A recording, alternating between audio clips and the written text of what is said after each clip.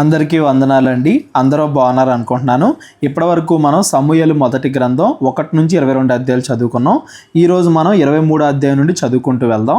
న్యాయాధిపతుల కాలం ముగిసిపోయిన తర్వాత సౌలు ఎలా ఇజ్రాయేలీల మీద రాజుగా అయ్యాడు, అతడు చెడ్డవాడైపోవడం వల్ల దేవుడు దావీదుని ఎలా ఎంచుకున్నాడు, సమూయేలు ద్వారా దావీదుని అభిషేకించడం, దావీదు సైన్యాధిపతిగా ఎదగడం, దేవుడు దావీదుకి తోడుగా ఉండడం చూసి సౌలు అసూయతో దావీదుని చంపాలని ప్రయత్నం చేయడం, దావీదు సౌలు నుండి పారిపోవడం, దావీదులో ఉన్న మంచి లక్షణాలు, సౌలులో ఉన్న చెడ్డ లక్షణాలు మనం చదువుకుంటూ వస్తున్నాం. ఈ 23 అధ్యాయం నుండి ఏం జరుగుతుంది అనేది మనం చదువుకుంటూ వెళ్దాం. తరువాత ఫిలిస్తీయులు కేయిలా మీద యుద్ధము చేసి కళ్ళముల మీది ధాన్యమును దోచుకొనుచున్నారని దావీదునకు వినబడెను. ఫిలిస్తీన్లు ఏం చేస్తున్నారు? ఈసారి కేయిలా అనే పట్టణం మీద యుద్ధం చేస్తున్నారు. అక్కడ ఉండే ఆహార పదార్థాలు వాటన్నింటిని కూడా దోచుకుంటున్నారని దావీదుకి విషయం తెలిసింది.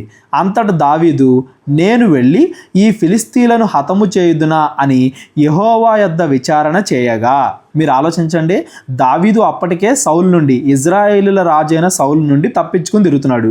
ఇప్పుడు యుద్ధం చేస్తానికి వెళ్ళాడు అంటే ఫిలిస్తీన్ల మీద, అది ఏదో ఒక రకంగా సౌలుకు తెలిసింది అంటే ఒక పక్క నుండి సౌలు దావీదుని చంపాలని ప్రయత్నం చేస్తాడు, ఇంకో పక్క నుండి ఫిలిస్తీన్లు దావీదుని చంపాలని ప్రయత్నం చేస్తారు. ఇంత అపాయం మధ్యలో ఉండి కూడా ఇజ్రాయేలీల ప్రజలకి సహాయం చేయడానికి నేను వెళ్ళనా, ఆ ఫిలిస్తీన్లతో యుద్ధం చేయడానికి నేను వెళ్ళనా అని చెప్పేసి దావీదు దేవుణ్ణి అడుగుతున్నాడు. ఇప్పుడు ఇజ్రాయేలీలకి రాజు సౌలు కదా, సౌలే చూసుకుంటాడు కదా, నాకేంటి, నేనే తప్పించుకుని తిరుగుతున్నాను, ఇలా ఆలోచించట్లా దావీదు. ఎలా అయినా కానీ ఇజ్రాయేల్ ప్రజలకి సహాయం చేయాలి అని ఆలోచిస్తున్నాడు. దేవుడు చెప్పకముందే నేను యుద్ధానికి వెళ్ళనా అని చెప్పేసి దావీదే దేవుణ్ణి అడుగుతున్నాడు. యెహోవా, నీవు వెళ్ళి ఫిలిస్తీన్లను హతము చేసి కేయిలాను రక్షించుమని దావీదునకు సెలవిచ్చాను. దావీదు అడిగినప్పుడు దేవుడు, వెళ్ళు యుద్ధం చేయి, నేను నిన్ను గెలిపిస్తాను అని చెప్పేసి దావీదుతో చెప్పాడు. దావీదుతో కూడి ఉన్న జనులు, మేము ఇచ్చట యూదా దేశములో ఉండినను మాకు భయముగా ఉన్నది. ఇదిగో యూదా గోత్ర ప్రజల మధ్య మనం ఉన్నాం, నీ సొంత గోత్రం వాళ్ళ మధ్య ఉన్నా కానీ సౌలు ఎప్పుడొచ్చి మమ్మల్ని చంపేస్తాడని మేమే భయంగా బతుకుతున్నాము. యూదా దేశంలో ఉంటేనే భయంగా ఉంది అంటే నువ్వు వెళ్ళి మళ్ళీ కేయిలా దగ్గర యుద్ధం చేద్దామని మమ్మల్ని అందరినీ కూడా పిలుస్తున్నావు. ఫిలిస్తీన్ల సైన్యములకు ఎదురుగా కేయిలాకు మేము వచ్చిన ఎడల మరింత భయము కలుగును కదా అని దావీదుతో అనగా, దావీదు దగ్గర ఉన్న జనాలు ఎవరైతే ఉన్నారో వాళ్ళందరూ కూడా యుద్ధం చేయడానికి భయపడ్డారు. దావీదు దగ్గరికి ఆల్రెడీ సౌలు దగ్గర మోసపోయిన వాళ్ళు, బాధపడే వాళ్ళు, వీళ్ళందరూ కూడా 400-600 మంది వచ్చి చేరారు అని చెప్పి మనం పైన అధ్యాయంలో చదువుకున్నాం. వాళ్ళందరూ కూడా ఇప్పుడు దావీదుతో కలిసి ఫిలిస్తీన్లతో యుద్ధం చేయడానికి భయపడుతున్నారు. దావీదు మరలా యెహోవా యొద్ద విచారణ చేశాను. ఇదిగో నా దగ్గర ఉన్న వాళ్ళు ఏమో రానంటున్నారు యుద్ధానికి, నేనేం చేయాలని చెప్పేసి మళ్ళా దావీదు వెళ్ళి దేవుణ్ణి అడుగుతున్నాడు. నీవు లేచి కేయిలాకు వెళ్ళుము, ఫిలిస్తీయులను నీ చేతికి అప్పగించుదునని యెహోవా సెలవీయగా, దావీదును అతని జనులను కేయిలాకు వచ్చి ఫిలిస్తీన్లతో యుద్ధము చేసి వారిని లెస్సగా హతము చేసి వారి పశువులను దోచుకొని వచ్చిరి. నువ్వు వెళ్ళు, ఎంతమంది వస్తే అంతమందిని తీసుకెళ్ళు, నేను యుద్ధం గెలిపిస్తానని దేవుడు చెప్పేసరికి దేవుడి మీద నమ్మకంతో తన దగ్గర ఉన్న సైనికులకు భయంగా ఉన్నా కానీ దేవుడు వెళ్ళమన్నాడు కాబట్టి దావీదు వెళ్ళి ఆ ఫిలిస్తీన్ల నుండి కేయిలా ప్రజలందరినీ కూడా రక్షించాడు. యుద్ధము చేసి వారిని లెస్సగా హతము చేశాను అంటే దావీదు వైపు సైనికులు ఎక్కువ మంది చనిపోకుండా దేవుడు దావీదుని యుద్ధం గెలిపించాడు, గొప్ప మార్జిన్తో యుద్ధం గెలిపించాడని దాని అర్థం. ఈలాగున దావీదు కేయిలా కాపురస్తులను రక్షించెను. మనం పైన అధ్యాయంలో చదువుకున్నాం కదా, దావీదే పారిపోతున్నాడు సౌలు దగ్గర నుండి. దావీదు దగ్గర ఎందుకు అంతమంది సైన్యం అని చెప్పేసి ఒక పక్కన సౌలు దగ్గర నుండి తప్పించుకుంటున్నా కానీ దావీదును ఉపయోగించుకుని దేవుడు ఇజ్రాయేలీని కాపాడుతూనే ఉన్నాడు. ఇజ్రాయేలీలకి దేవుడు దావీదుని ఎందుకు ఎంచుకున్నాడు అనే విషయం తెలియజేస్తున్నాడు. మనందరికీ కూడా దావీదుని దేవుడు ఎందుకు ఎంచుకున్నాడు, సౌలుని దేవుడు ఎందుకు నిరాకరించాడు అనే విషయాలు అన్నీ కూడా చెప్పుకుంటా వస్తున్నాడు అనేది మనం గమనించాలి. దావీదు ఎప్పుడు కూడా దేవుడి మాట వినటానికి సిద్ధంగానే ఉన్నాడు. అహీమెలకు కుమారుడైన అబ్యాతారు ఏఫోదు చేత పట్టుకొని పారిపోయి కెయీలాలోనున్న దావీదునకు వచ్చెను. సౌలు యాజకులందరినీ కూడా చంపించాడని మనం ముందు అధ్యాయంలో మాట్లాడుకున్నాం కదా. కేవలం అబ్యాతారు ఒక్కడే తప్పించుకున్నాడు, మిగిలిన యాజకులందరినీ కూడా సౌలు చంపించాడు. అబ్యాతారు దావీదు దగ్గరికి వచ్చి జరిగిందంతా చెప్పడం, దావీదు బాధపడుతూ కీర్తన రాయడం, ఇవన్నీ కూడా మనం ముందు అధ్యాయంలో చదువుకున్నాం. ఆ అబ్యాతారు ఎప్పుడు వచ్చాడు, దావీదు ఏ పరిస్థితుల్లో ఉన్నప్పుడు వచ్చాడు అనేది ఇక్కడ చెప్తున్నాడు. వచ్చిన తర్వాత ఏం జరిగింది అనేది మనం ఆల్రెడీ ముందు అధ్యాయంలో మాట్లాడుకున్నాం. దావీదు కెయిలాకు వచ్చిన సంగతి సౌలు విని దావీదు ద్వారములను అడ్డుగడులను గల పట్టణంలో ప్రవేశించి అందులో మూయబడి ఉన్నాడు, దేవుడు అతన్ని నా చేతికి అప్పగించెను అనుకొనెను. అంత ముందు దాకా యోధా దేశంలో ఉన్నాడు దావీదు. యుద్ధం చేయడానికి కెయిలాకు వచ్చాడు కదా. ఈ కెయిలా అనే పట్టణానికి చుట్టూ ద్వారములు అడ్డుగడులు ఉన్నాయి. ఇక్కడ నుండి తప్పించుకోవడానికి అవకాశం లేదు దావీదికి. ఖచ్చితంగా ఇక్కడ ఉంటే మనకు దొరికేస్తాడు అని చెప్పేసి సౌలు అనుకున్నాడు. అంతకుముందు పెద్ద యుద్ధం జరిగింది కదా. యుద్ధం జరిగినప్పుడు ఖచ్చితంగా తెలిసిద్ది కదా సౌలుకి. అలాగా యుద్ధం జరిగింది, ఇక్కడ దావీదు కెయిలాలోనే ఉన్నాడు అని సౌలుకి తెలిసింది. అప్పుడు సౌలు ఏమనుకుంటున్నాడు, దేవుడు అతన్ని నా చేతికి అప్పగించెను అనుకొనెను. సౌలు ఇంకా ఎంత భ్రమలో బతుకుతున్నాడు అనేది ఒకసారి ఆలోచించండి. ఒక పక్కన దేవుడు యాజకుల్ని చంపిస్తున్నాడు, ఏ తప్పు చేయకపోయినా దావీదుని వెంటాడుతున్నాడు, దావీదు పేరుతో ఎంతో మందిని చంపుతున్నాడు, సమూయేలును కూడా చంపాలని ప్రయత్నించాడు. ఒక పక్కన దేవుడికి వ్యతిరేకమైన పనులన్నీ కూడా చేస్తూ ఇంకా దేవుడు నాకు తోడున్నాడు అనే భ్రమలో సౌలు బతుకుతున్నాడు. ఈ రోజు కూడా మనం దేవుడికి వ్యతిరేకమైన కార్యాలు చేస్తూ దేవుడు బైబిల్లో ఏవైతే వద్దన్నాడో అలాంటి పనులే మనం చేస్తూ అబద్ధాలు చెప్తూ వ్యభిచారం చేస్తూ దొంగతనాలు చేస్తూ దేవుడికి ఇష్టానుసారంగా మనం నడుచుకోకుండా మేము క్రైస్తవులమి, దేవుడు మాకు తోడుంటాడు, దేవుడు మమ్మల్ని రక్షిస్తాడు అని మనం అనుకుంటున్నాము అంటే మనం సౌలు మనస్తత్వం కలిగి ఉన్నాము, మనల్ని మనమే మోసం చేసుకుంటున్నాము అనేది కూడా ఈ సందర్భాన్ని బట్టి మనం గమనించాలి.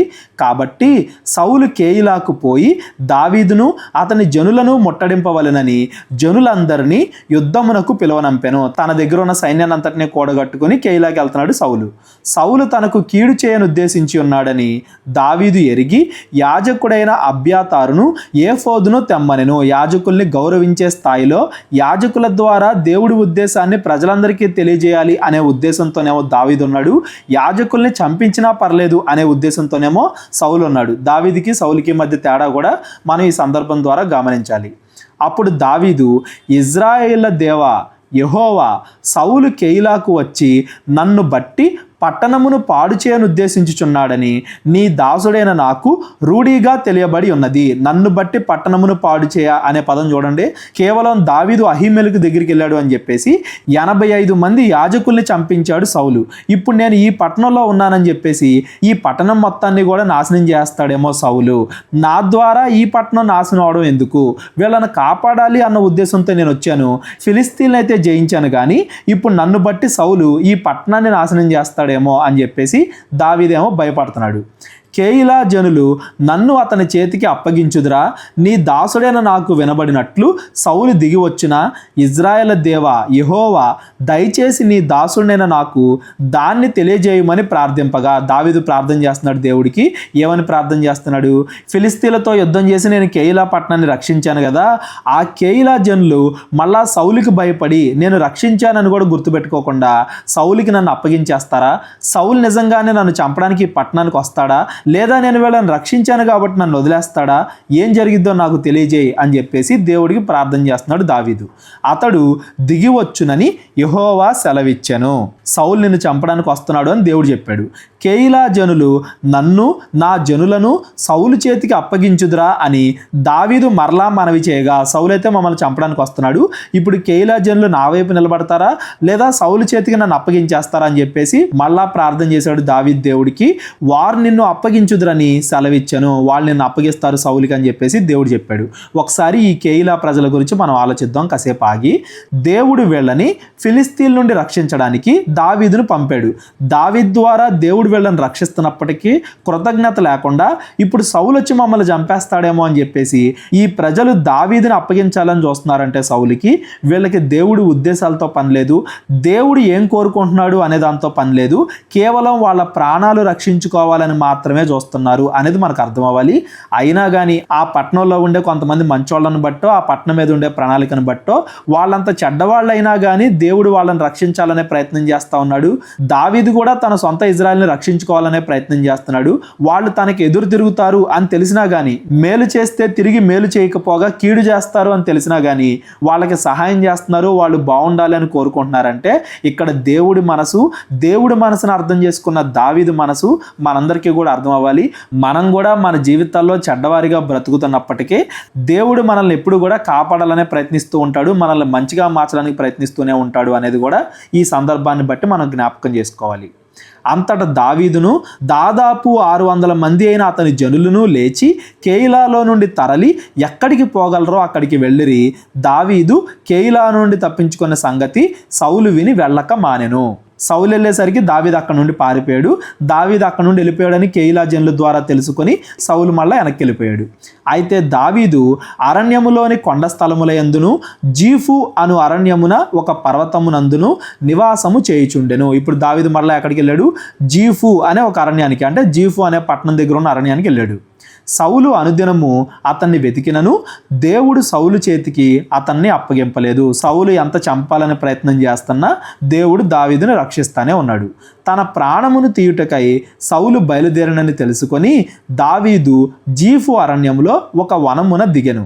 అప్పుడు సౌలు కుమారుడైన యోనాతాను లేచి వనములోనున్న దావీదు వద్దకు వచ్చి, యోనాతాను దావీదు మంచి ప్రాణ స్నేహితులని మనం మొదటి నుండి చదువుకుంటానే వస్తున్నాం కదా, సౌలుకి చెప్పకుండా దావీదు ఎక్కడున్నాడో యోనాతాను ఒక్కడే దావీదును కలవడానికి వచ్చాడు.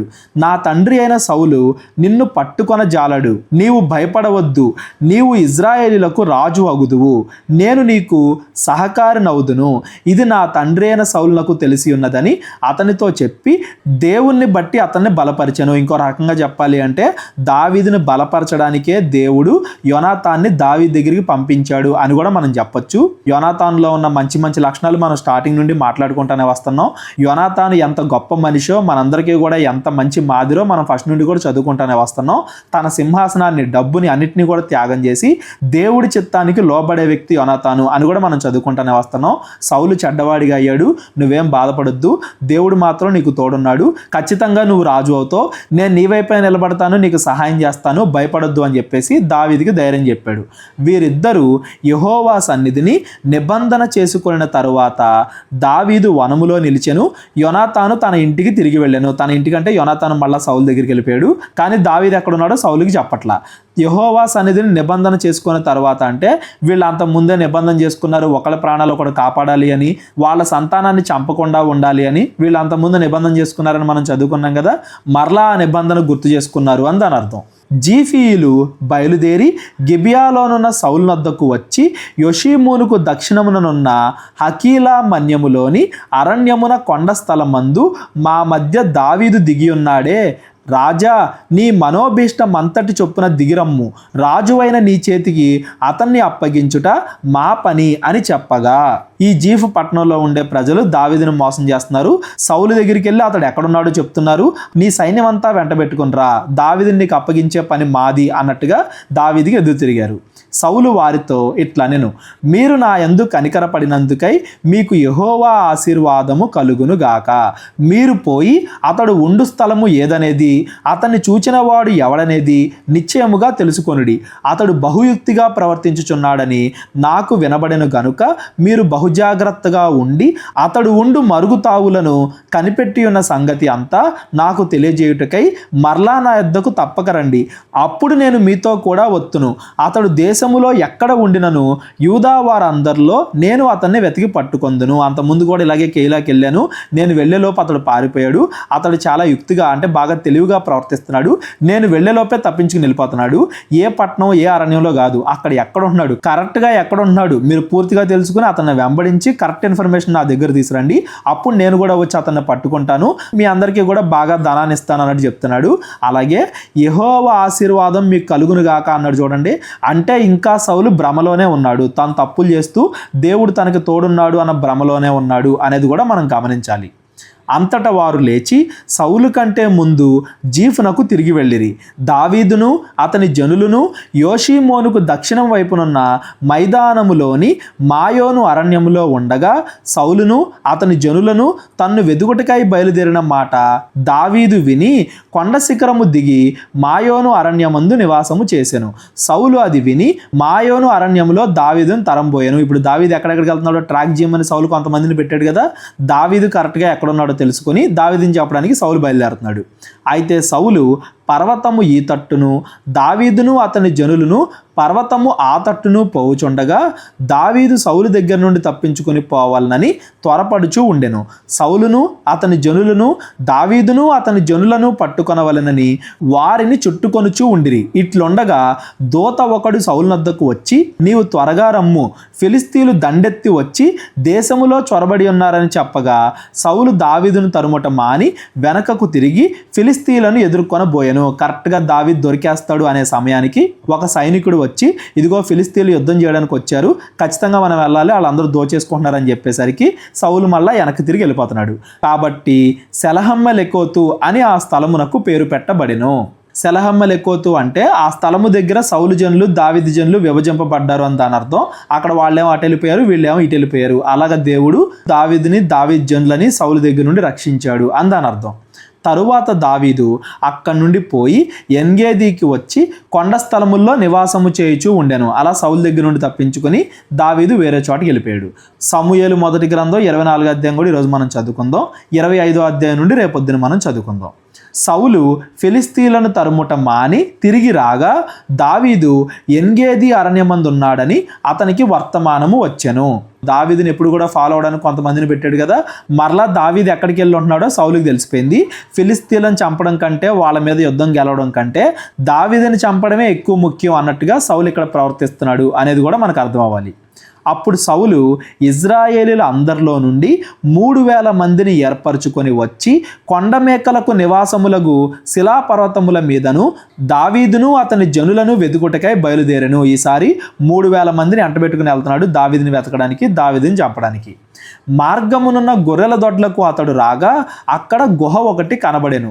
అందులో సౌలు శంకనావర్తికి పోగా అక్కడ రెస్ట్ తీసుకోవడానికి, వాష్రూమ్ కట్ల వెళ్ళడానికి, మొత్తానికి అక్కడ రాజుకంటూ కొంత స్థలాన్ని ఏర్పరిచారు. ఆ గుహ లోపల, ఆ గుహ పెద్దది. దావీదును అతని జనులను ఆ గుహ లోపలి భాగములో ఉండిరి. పెద్ద గుహ, అందులో దాని లోపల భాగంలోనేమో దావీదు అతని దగ్గర ఉండే జనాలు దాక్కుని ఉన్నారు. ఇప్పుడే సౌలేమో లోపలికి వచ్చాడు. గనుక దావీదు జనులు, అదిగో నీ దృష్టికి ఏది మంచిదో అది నీవు అతనికి చేయునట్లు నీ శత్రువుని నీ చేతికి అప్పగింతునని యెహోవా నీతో చెప్పిన దినము వచ్చెనని అతనితో అనగా, ఇదిగో దావీదు, నీ శత్రువుని దేవుడు నీకు ఈరోజు అప్పగించాడు, నువ్వు అతన్ని చంపితే ఈ కష్టాలన్నీ తీరిపోతాయి అన్నట్టుగా అతనితో చెప్పారు.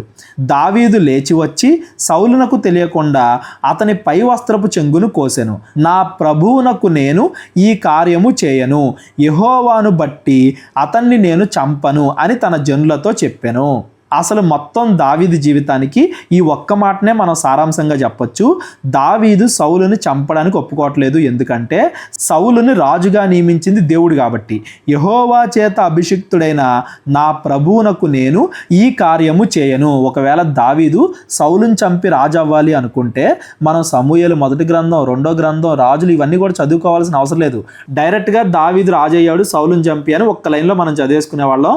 దావీదు గురించి కూడా దేవుడు ఇంత గొప్పగా చెప్పుండేవాడు కాదు. సౌలు చెడ్డవాడైనప్పటికీ, దేవుడు అతన్ని చంపడానికి అవకాశం ఇచ్చినప్పటికీ, సౌలు చెడ్డవాడైనప్పటికీ, అతన్ని చంపడానికి అవకాశం దొరికినప్పటికీ, దావీదుని చంపడానికి సౌలు ఎంతగానో ప్రయత్నిస్తున్నప్పటికీ దావీదు మాత్రం, ఇదిగో యెహోవా ఎంచుకున్న మనుష్యుణ్ణి నేను ఎలా చంపుతాను, ఒకవేళ అతడు చెడ్డవాడైతే దేవుడే నాశనం చేస్తాడు, నేనెందుకు నాశనం చేయాలి, నా చేతుల ద్వారా ఒక మనిషిని చంపను అని దావీదు అనుకున్నాడు. కాబట్టే ఈ సమూయేలు పుస్తకం మొత్తం మనం చదువుకుంటున్నాం. దేవుడు దావీదుని ఎందుకు అంత ఇష్టపడుతున్నాడు అనేది కూడా ఈ ఒక్క మాట ద్వారా మనకు అర్థం అవ్వాలి. అతన్ని చంపడం మాత్రమే కాదు, అతని పై వస్త్రాన్ని కొంత కోసినందుకే దావీదు బాధపడుతున్నాడు. చూడండి, అది కూడా ఎందుకు చేశాడంటే, సౌలా నిన్ను చంపగలిగే అవకాశం వచ్చినప్పటికీ నేను చంపలేదు, ఎందుకంటే నేను దేవుడికి లోబడేవాడిని, నేను ఏ తప్పు చేయలేదు, దీన్ని బట్టన్నా నువ్వు తెలుసుకో అని చెప్పేసి సౌలుకి తెలియజేయడానికి. ఎలా తెలియజేస్తున్నాడో మనం కింద చదువుకుంటూ వెళ్దాం. ఈ పదాన్ని మాత్రం మీరు గుర్తుపెట్టుకోండి. ఎవరన్నా మనకి హాని చేసినప్పుడు వాళ్ళు ఎప్పుడు నాశనం అయిపోతారని మనం కోరుకోకూడదు. మన చేతుల్లో ఒక అవకాశం వచ్చినప్పుడు మనమే వాళ్ళను మోసం చేయకూడదు. దేవుడే తీర్పు తీరుస్తాడని మనం వదిలేయాలి. అందరినీ ప్రేమించడానికే మనం ప్రయత్నించాలి. అప్పుడే దేవుడు దావీదుని ఎంతైతే ఇష్టపడ్డాడో మనల్ని కూడా అంత ఇష్టపడతాడు అనేది మనం గ్రహించాలి ఈ సందర్భం ద్వారా. ఈ మాటలు చెప్పి దావీదు తన జనులను అడ్డగించి అంటే సర్లే నువ్వు చంపపోతే చంపపోయావు, మేము చంపుతాం, మేము చంపడం న్యాయమే కదా అని చెప్పేసి తన జనులు చంపుదాం అనుకున్నా కానీ వాళ్ళను కూడా చంపనివ్వట్ల దావీదు. తన జనులను అడ్డగించి సౌలు మీదకి పోనీయక వారిని ఆపెను. మన శత్రువులు నాశనం అయిపోతున్నప్పుడు మన చేతుల్లో ఉంటే వాళ్ళు నాశనం అవ్వకుండా ఆపాలి. వాళ్ళను కూడా రక్షించడానికి కాపాడడానికి మనం ఎల్లప్పుడూ కూడా సిద్ధంగా ఉండాలి, ఒకవేళ వాళ్ళు మన శత్రువులు అయినా సరే అనేది ఈ సందర్భం ద్వారా మనం గమనించాలి. తరువాత సౌలు లేచి గుహలో నుండి బయలు వెళ్ళి మార్గమున పోయెను. కొంతసేపు రెస్ట్ తీసుకున్న తర్వాత గుహలో నుండి బయలు వెళ్ళి మార్గమున పోయెను. కొంతసేపు రెస్ట్ తీసుకున్న తర్వాత సౌలు ఏమో బయటకు వెళ్ళిపోతున్నాడు. అప్పుడు దావీదు లేచి గుహలో నుండి బయలు వెళ్ళి నా ఏలినవాడా రాజా అని సౌలు వెనక నుండి కేకవేయగా సౌలు చూశాను. సౌలు మొత్తం ఆ గుహ అంతా దిగేసిన తర్వాత అప్పుడు గట్టిగా పైనుండి పిలుస్తున్నాడు సౌలుని. సౌలు దావీదు మధ్య సంభాషణ చదువుకుంటూ వెళ్దాం. దావీదు నేల సాష్టాంగపడి నమస్కారము చేసి సౌలుతో ఇట్లా, నేను డైరెక్ట్గా మాట్లాడట్లా, ముందుగా నమస్కారము చేసి నేల సాష్టాంగపడి నమస్కారం చేసి పూర్తిగా వంగి నమస్కారం చేసి సౌలుతో ఇలా మాట్లాడుతున్నాడు.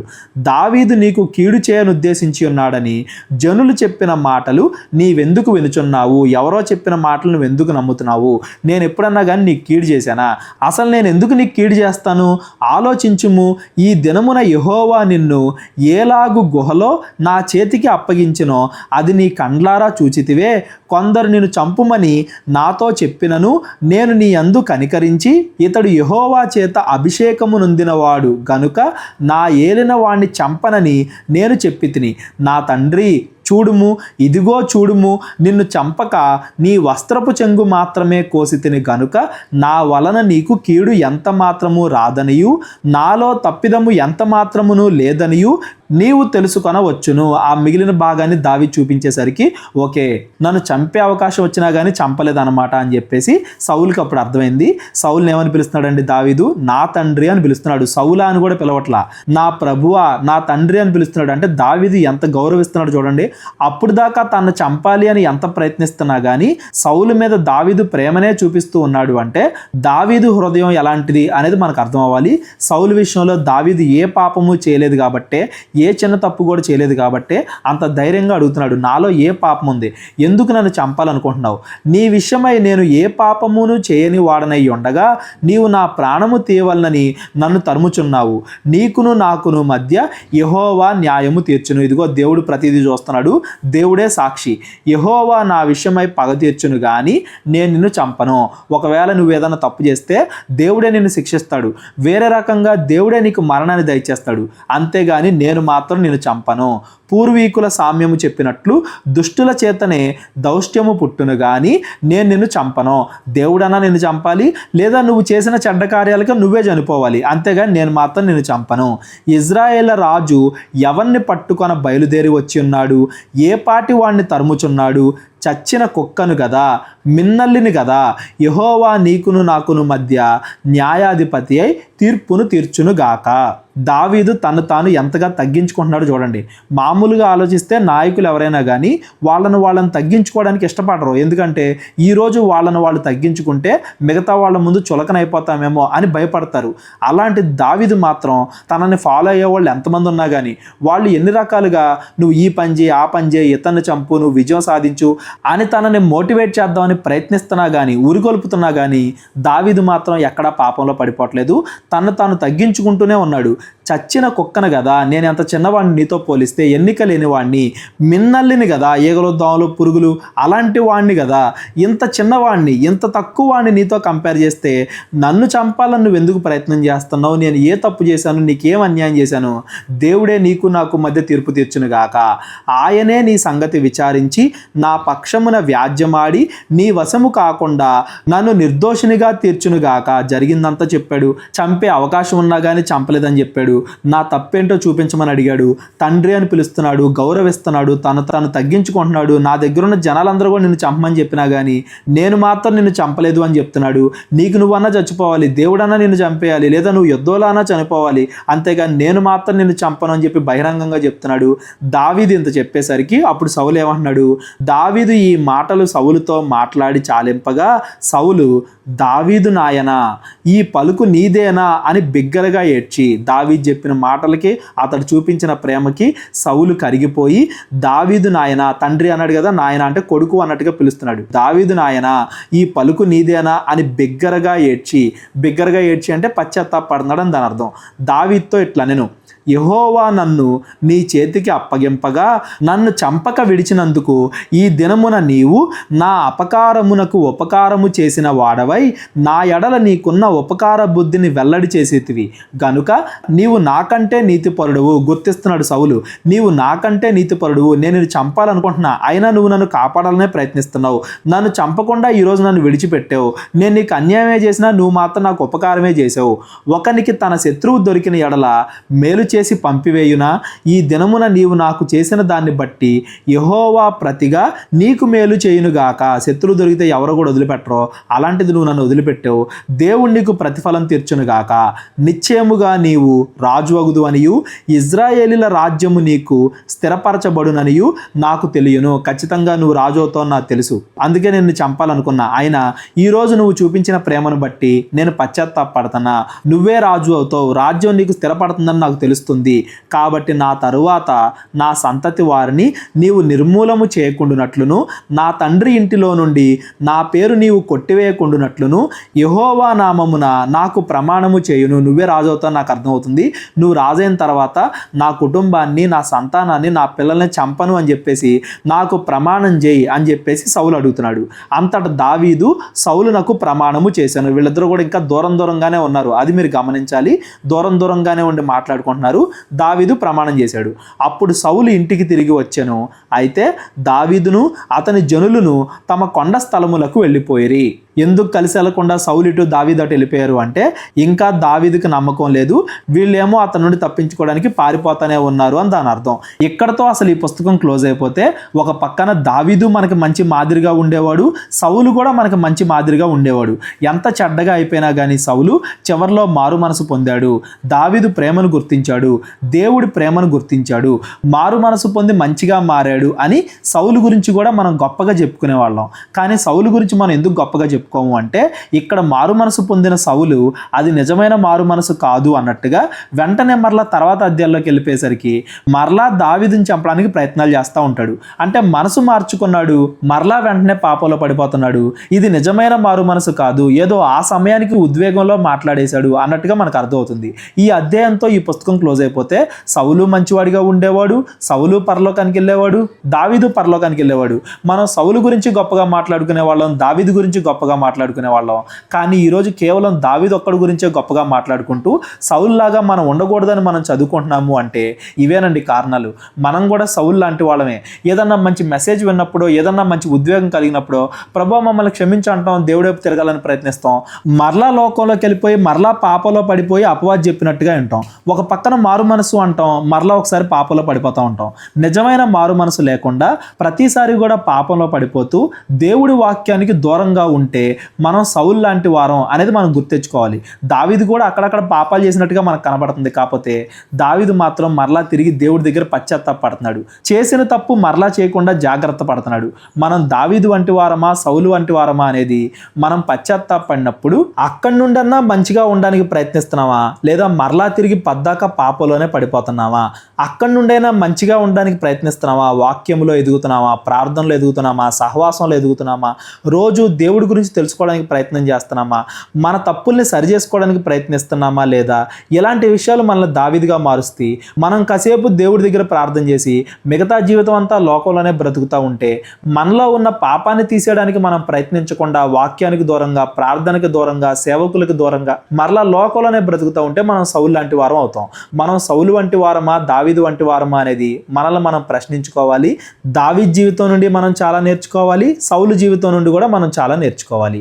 ఈరోజు మనం చదువుకున్న 23, 24 ఈ 2 అధ్యాయాల్లో దావీదు ఆపదల్లో ఉన్న, కష్టాల్లో ఉన్నా కానీ దేవుడి చిత్తాన్ని నెరవేర్చడానికి ఎలా ప్రయత్నిస్తున్నాడు, దేవుడికి వ్యతిరేకంగా పాపం చేయకుండా పరిశుద్ధ హృదయాన్ని ఎలా కలిగి ఉన్నాడు అనేది మనం గమనించాలి. మనం శ్రమల్లో ఉన్నప్పుడు కూడా దావీదులాగా మన విశ్వాసాన్ని కాపాడుకోవాలి. మనకి దేవుడు ఏదైనా మేలు చేసినప్పుడు గర్వం తెచ్చుకొని సౌలులాగా మనం మారిపోకూడదు. పదపద్దాకా మారు మనసు పొంది పదపద్దాకా లోకం వైపు తిరిగేవారిగా మనం ఉండకూడదు. ఒకసారి మారు మనసు పొందాము పొందాము అంటే, ఈ రోజు మారు మనసు పొందాము అంటే ఈ రోజు నుండి దేవుడిలో ఎదగడానికే ప్రయత్నించాలి, కానీ మరలా దేవుడిని నెగ్లెక్ట్ చేయకూడదు అనేది సౌలు జీవితం నుండి కూడా మనం నేర్చుకోవాలి. ఈ 23, 24 అధ్యాయాల్లో ఏవైనా డౌట్లు ఉంటే డిస్క్రిప్షన్లో నా నెంబర్ ఉంటుంది, కాల్ కానీ వాట్సాప్ కానీ చేయండి. మా పరిచర్య కోసం ప్రార్థించండి. ప్రేరేపణ కలిగిన వాళ్ళు మీ కానుకల ద్వారా మా పరిచర్యకు సహకరించండి. అందరికీ వందనాలు. దేవుడు మిమ్మల్ని అందరినీ కూడా దీవించి ఆశీర్వదించును గాక. అందరికీ వందనాలండి. కేవలం 30 వీడియోస్లో బైబిల్ నేర్చుకోండి అనే ఎంతో విలువైన ఈ కోర్స్ జస్ట్ ₹1 మీకు కావాలి అంటే మీ పేరు, మీ ఊరు ఈ నెంబర్కి వాట్సాప్ చేయండి. ఈ కోర్సులో ఏ విషయాలు ఉంటాయో ముందుగానే తెలుసుకోవడానికి ఈ వీడియో పాస్ చేసి టాపిక్స్ అన్నీ చదువుకోండి. క్రైస్తవులందరూ ఈ బైబిల్ కోర్స్ వినాలి అని మేము కోరుకుంటున్నాం. అందరినీ దేవుడు దీవించును గాక. ఆమెన్.